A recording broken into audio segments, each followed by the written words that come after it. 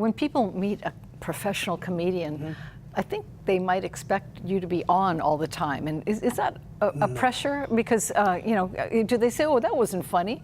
Yeah, I get that a lot. You're just being a normal guy at that point. Yeah, I try to separate the two because I like performing, but I don't like performing 24/7. I used to get that a lot, like, they see me in the grocery store, tell me something funny, or how come you look so mad? Because I'm like you. I have a day job and I gotta go shop with my wife. Augie Tulba, better known as Augie T, has always had a day job, starting from the time he was old enough to sell newspapers. He's a funny guy, but he also has a very serious side to him. Augie T, next on Long Story Short. One-on-one, engaging conversations with some of Hawaii's most intriguing people. Long Story Short with Leslie Wilcox. Aloha mai kako, I'm Leslie Wilcox. Born Augusto Emery Tulba, the world has come to know him as Augie T of Ewa Beach, Oahu. He's been voted Hawaii's Comedian of the Year. He's won 2 Nahoku Hanohano Awards, and he's sold out the Blaisdell Arena with his shows. He's also been recognized as one of Hawaii's top 100 influential Filipinos. Growing up in Kalihi Valley Housing, Augie T could have taken a very different path. He credits his hard-working parents and the many mentors he's had throughout his life for opening the right doors for him. I have 5 brothers, and it was tough, Dad wasn't the most lovable guy. It was hard to get his attention, Mom was very super caring. But I saw them work. I saw Mom and Dad leave to work every day. And, and even when they worked, wasn't making enough, So, we understood, my brothers and I, we understood the value of hard work. But it was tough. It was tough growing up. We never had the things most kids had. My mom and dad did a lot to make sure that we were nicely groomed, but it was tough. What do you remember wanting when you were a kid that you couldn't have? I used to get mad because I used to see parents abuse the welfare system. So at some point, I would tell my dad, how come all these guys get nice cars and we get an ugly car? And my dad was like, never mind, they cheat, they lie, that's why, don't lie. Lying don't get you nowhere. Cheating don't get you nowhere. Well, that was a good lesson. Yeah, it was, but at the same time, how come they get nice cars and we no more nice cars, and or how come, we don't have, especially the latest trends. When you watch TV and you see all the products being sold to kids, right? And people laugh at the jokes now, but I remember, Christmas time, nothing under the Christmas tree, weeks before. And you go to a friend's house and get plenty Christmas presents. And then you wake up Christmas morning and there's a lot of presents under the Christmas tree. But then you look around your house, no more nothing. Because your mom would take stuff, wrap them, put them on, so you get plenty. But after a while, we're like, that's Dad's boots. That's Dad's boots, Ma. And then, I we wanted G.I. Joes, and we'd open up our gift, and my brother would have the arm, I would have the leg. And I was like, what is this? That's G.I. Joe puzzle, put them together, we share. We're so poor, we only could afford one walkie-talkie, Leslie. We used to share, Ernie. And yeah, Augie. So, it's fun now. We look back and, I'm thankful for those years. I wouldn't be doing what I'm doing now if I never went through that period, yeah? And so, it was tough, but I'm very thankful for those times. There's a handful of people that I really appreciate for what they did for my life. Miss Murakami, my 8th grade guidance teacher who knew that I was talkative, knew that I loved the spotlight, and I was flunking English. And she said, you're going to flunk English, 2 things are going to happen. Augie, 2 things are going to happen. Either you're going to pay attention and listen to what I'm going to tell you and you're going to do it, or you can get lickings from your dad. Pick. I said, I pick yours. So she said, I want you to enter the speech contest. And I went, speech contest? Only the nerds enter the speech contest. I'm a tough guy from Camp Fort House. I ain't doing speech contest. But she's like, you love talking, you love telling jokes. and she spent time with me after school, which I thought was like, wow, who does that? And she helped me with my speech, and I did rap replinger, room service, my 8th grade speech contest. And it was so awesome because she taught me how to prepare, how to get focused, and I remember coming in that morning, and I share this story with a lot of kids in the middle schools. I come in, curtains closed, I walk backstage, and all the nerdy kids looking at me like, what you doing here? And in my mind, I'm going, let me punch your face now or after.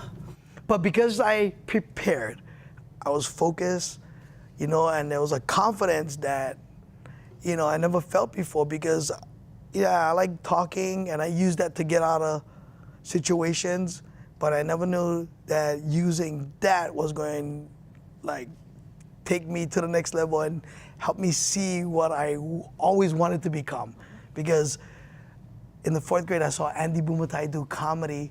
The Maui War Memorial, he was opening for Yvonne Elliman. And I went, wow, who's this guy making all these people? So I always wanted to be a comic. So when I did the speech contest, I kind of... Was this at Dole Middle School? Yeah, it was at Dole Middle School.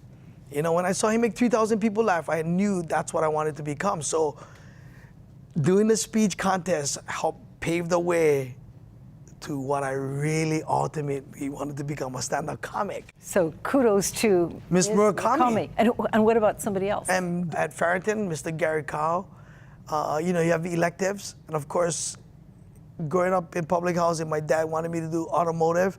Couldn't do automotive because I forget which screw goes where, being dyslexic, and I just flunked me. I never show up. I said, that's okay, I flunked. And then they sent me to ROTC. I have ADHD, I cannot even stand at attention. And then finally, I asked Mr. Carl, he was walking down the hallway, I said, hey, can I come into your drama class? And he was like, yeah, love you in the drama. And I was like one of 2 boys. And what did your dad say? Because, who can make money from really, drama class? You really hear what my dad said? I told Dad, my elective is drama. And he looked at me and goes, you Mahu? I go, no, Dad. I was like, no, drama. It's like, drama. Little did he know it would be a career. Yeah, and my dad and my mom are like my biggest fans. So, if you watch any of my DVDs, they're in the front row, and it's so awesome to do the things that I did, and watching mom and dad in the front row, you can see The stuff they used to scold you for. Yeah. So, Gary Cow was a big influence in my life, and my boxing coach, Donald Sark. Now, how did you get into boxing? I always loved fighting. And we had to. I grew up in public housing. My mom is white, Leslie. My mom is blonde hair, blue eyes, Irish, Portuguese. My dad is Filipino, and we lived in Camp Ford housing. So we got picked on every day. Either people was teasing my parents or they was teasing us.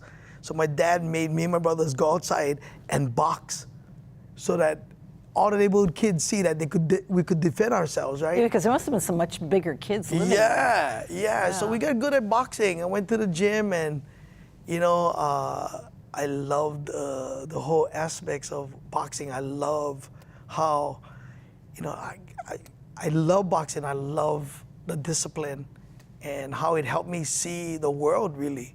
My coach told me, if you train hard, Augie, you can be the first person in your family to go to the mainland. I went, whoa, yeah.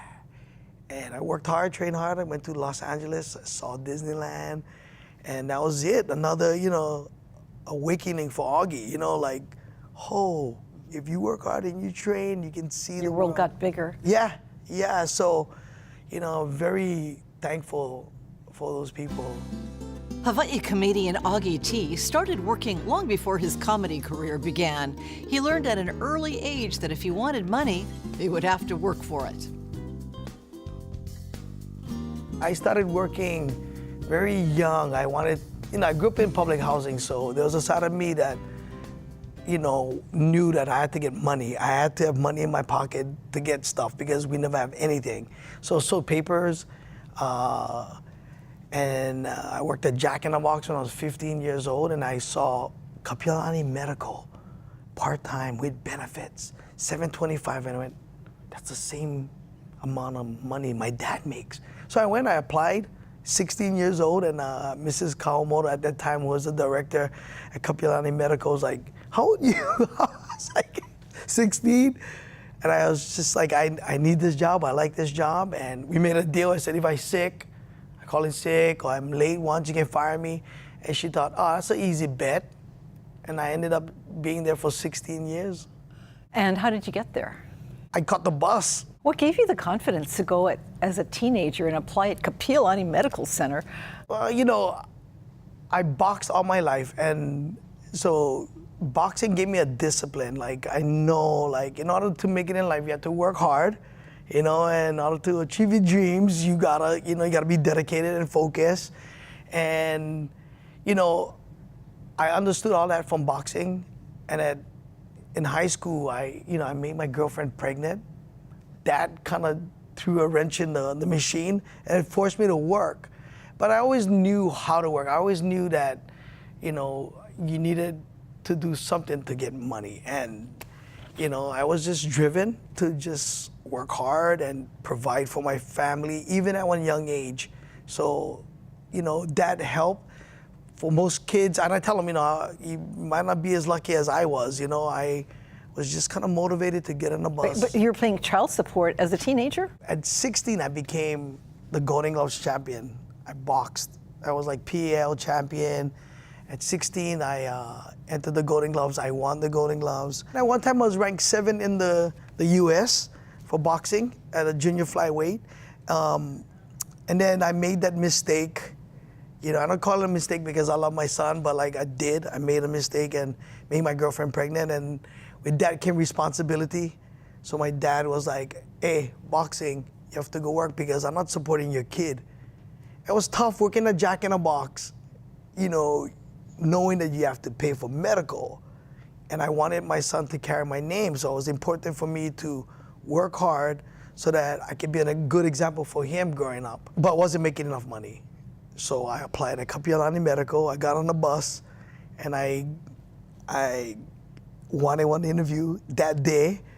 I told her my story, and I said, I'm determined, I want to work, and you know, the rest is history. I stayed there for 16 years. The day I graduated from Farrington High School, I got part-time with benefits. Now, people know having benefits is like a lot.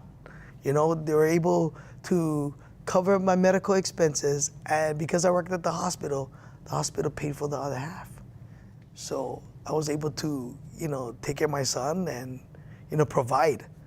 So, you know, that for me was big, providing, because even as a kid growing up in public housing, I never wanted to be part of that vicious circle. And I saw a lot of that happening. And there was a side of me that said, yeah, Augie, you screwed up, but now you gotta take responsibility and you gotta work, yeah?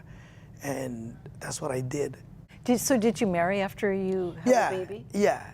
And then, you know, we divorced later on in life, and you know, that was tough, challenging, you know. You're not expecting that kind of stuff to happen, but it does. You know, I worked hard, and I still never stopped myself from achieving what I wanted to become ultimately.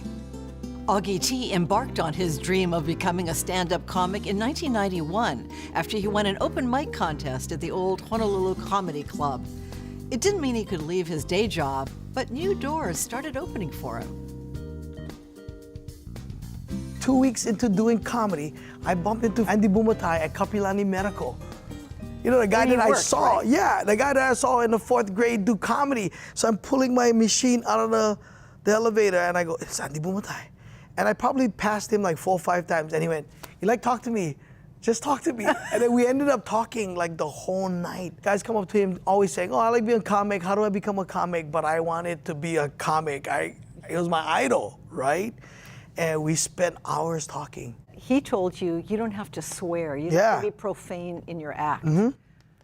Yeah, he invited me to do comedy in Waikiki, and I wanted to be the Eddie Murphy of Hawaii. I wanted to be that guy. I wanted to be different from all the comics. And he said, you're not gonna make money doing that. You gotta work clean. And that's the best advice someone gave me, because I'm still working at 25 years later, I'm still working, you know, and so I'm always gonna be thankful to Andy, you know, and honestly, soon after that, 2 weeks later, I bump into Booga Booga. Younger people won't know who Booga Booga is, but fabulous comedian troupe. Rap Replinger, James Graham Benton, and Ed Ka'ahel. And of course, you know, Rap passed away, but my dad took me to a food product show. Rap was performing, he signed my arm. I never washed my arm for a week, you know, because I love what he did. And of course, I did Rap Replinger at my speech contest in the 8th grade. So I did comedy, meet at Andy Bumatai. 2 weeks later, I bump into James Graham Benton and Ed Ka'ahel. I'm like, oh my God, can I be your light boy? So I was the light boy. They took me on the road, and they realized, like, hey, this kid knows all of Rap's lines. So I became the last unknown member of Booga Booga. Did several, you know, performances with James and Ed, and man, they became my mentors. Later on, you know, Frank DeLima, we toured together, and Mel Kabang gave me an advice. We were on Kauai, and it was like, you performing too much. Be yourself. Be yourself. Because he saw talent, he said, just be yourself on stage. Which is not easy to do. Yeah, because I thought I had to be, you know, really, you know, Amped up. Yeah, I had to draw this huge pictures, like, nah, just be yourself. I just wonder how many people who intend to be comedians have any idea of how much hard work it is. Yeah, it's tough. You know, you got to put, at the end of the day, you can be funny, but if there's nobody's listening to you talk, you know, and like I said, 26 years this year, and people still coming out to the shows, sitting down, they're like here. How has your humor changed over those 26 years? Yeah, you can tell. I mean, when I first started, I was like the moke action guy. You know, a little older now, I'm seeing life differently. You know, there's a lot of observance. And You do more social observations. I talk about my kids, I talk about my family. You know, that way, can I get in trouble? You can get in trouble talking about your family. You can by your mom. That's it. You know, you shouldn't say that, Augie. So stupid, you. You know, but they love it. You know, I have a overachieving daughter that created Brave Hawaii. It's a anti-bullying foundation. My stepdaughter does my bookings. Bo and Taj, you know, they help dad look good. They do my hair. They both are hairstylists, and I talk about them. They both, you know, openly gay men. You know, 12, 13 years ago, talking about your kids being gay was like almost like, whoa. But now I get stories on how people say, oh, because it was so easy for what you accept who your kids are. It made it easy for me. So now I get guys, construction workers, cops. Okay, let me tell you something. What's that, bro? Hey, my boy Mahu too. All right, high five. All right, yeah. But how was that for you? Did you immediately accept when they told you you were gay? Yeah, you know, at the end of the day, that's your kids. That's why it's so hard for me to see parents that, you know, like disown their children. That's your kid. That's your blood, you know? Yeah, I might not agree with everything, but that's my kid at the end of the day. So you didn't have to go ask for advice or agonize about it? No, I already knew. I always tell people I knew from the beginning. People like I become the gay expert. Honestly, people ask me, you know, how you know your kid's gay? I go, watch how they run. I was like, my son. That's a stereotype. Yeah, I know, but he was flapping his wings when he was running. I was like, why you gotta flap your wings? Do this. So you know, but it's comedy and it's healing, you know, and that was my way of dealing with that, you know. And my son tells everybody, you know, my dad, he over-exaggerates. At the end of the day, That's comedy. yeah, he loves me and I'm okay with it. Calm down, you know. So, But it takes a while before people feel secure enough to be able to laugh at something or with something. yeah, you know, after my dad got sick, mom and dad moved into the home, and you know, every day I get to pick on my mom. Just watch my YouTube page, Leslie. You'll be like, I cannot believe he said that to his mom. But my mom is such, you know, like you stereotypes, but my mom is Portuguese.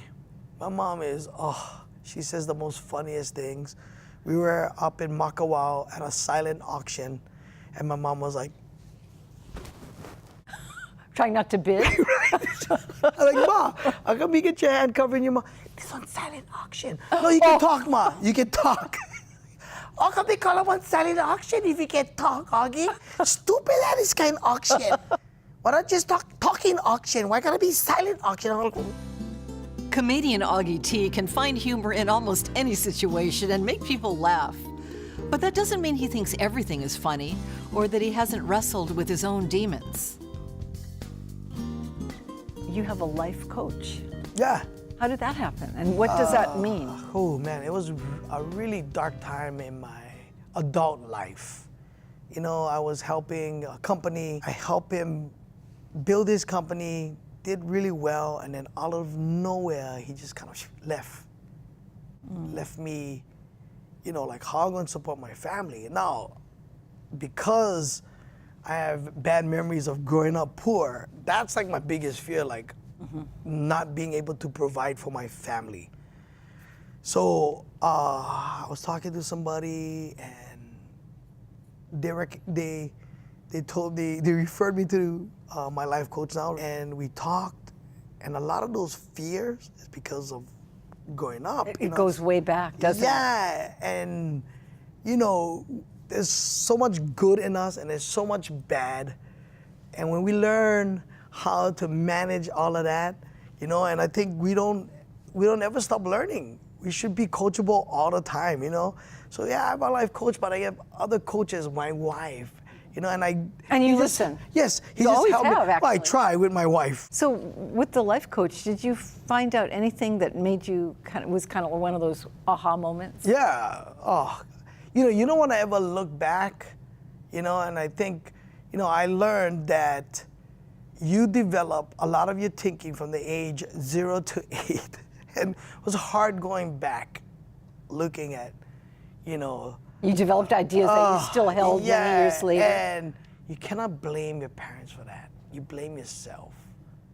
You know, you drew that pictures. You made it look like. For example, what do you mean? Well, you know, my dad loved to drink like every local dad, you know, sitting county worker. And I remember coming home on Friday and I would see the blue tarp in the backyard. I went, oh no.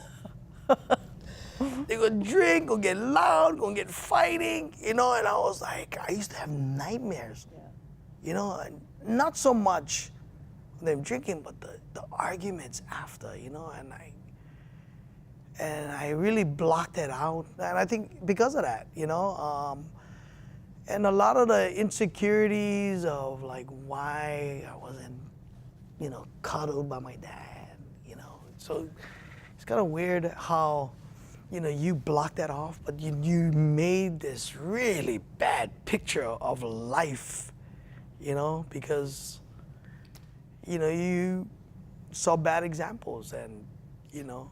Did you consciously change that with your sons? I did, you know. Luckily, I have a very understanding wife that goes, Augie, because it was tough. I'm not going to lie to you. And I talk about that in the act because, you know, it is, you know, I say my parents don't go to bed at night, please let my son be a ballerina, you know, and that's funny, but, you know, we want the best for our children. And it was tough. And, you know, yeah, of course you're going to block them out because you heard all the negative, you heard the bad things, you know, and it's so weird because as my dad got older, he became more accepting than, because, you know, we had 5 brothers. If we, you know, ate one certain way, hey, how come you eating that way? Well, you mo, everything was like that, really harsh. And, you know, so of course you drew pictures of that and you never like be that, but you saw a lot of that in you. So it was tough, you know, but, you know, like I said, at the end of the day, because my dad never loved the way I wanted him to love, of course, you're gonna love your children differently. And adversity really provides some of the best stories. Yeah. And probably some of the best humor you could have. Yeah. Yeah, that's why it's getting harder because, you know, my kids are, you know, they're successful. They're overachievers. If you were sitting now in Kalihi Valley Housing with the young Augie, if you could talk to your young self, what would you say and how would you say it? Get ready for a ride. It's gonna be an amazing ride. It's gonna take you through ups and downs. but you're gonna be okay. Comedian Augie T continues to work as hard as he has since he was a multitasking teenager, starting with his radio program every weekday morning before going on to his day job. And on top of that, he has television spots and weekend performance gigs. Yet, I don't think he'd have it any other way. Mahalo to Augie T, Augie Tulba of Eva Beach, Oahu, for taking time out of your busy schedule to share your life stories with us. And mahalo to you for joining us. For PBS Hawaii and Long Story Short, I'm Leslie Wilcox. Aloha nui. For audio and written transcripts of all episodes of Long Story Short with Leslie Wilcox, visit pbshawaii.org. To download free podcasts of Long Story Short with Leslie Wilcox, go to the Apple iTunes Store or visit pbshawaii.org. Have you evolved very much as a comedian, do you think? No, I think I'm still that innocent local guy that. You're not that innocent, but you. Well, I play that on stage only because I do see life like that. When I say innocent, you know, I like the stereotype. I like talking to a lot of my cousins. Really don't take things, you know, serious. They don't see the world the way we see it. They don't watch news. So when you ask them a question, you know, you always get that local guy. Hey, you friend with Guy Augie? You guys do the cheap eats. You know, that's the guy I love doing because, you know, I'm so familiar with that guy. And when I play that guy on stage, people love it because everybody has an uncle like that. Everybody. So like, I like looking at the world that way. That very innocent local guy, you know, that when you guys did the news, remember doing the news and you guys interviewed that one local guy, and you know it's gonna be funny because it's like, yeah, he don't know how to look at the camera. That's the funniest for me, you know, that, yeah, it's a stereotype, yes, but it's innocent and it's fun, you know, so I like playing that role.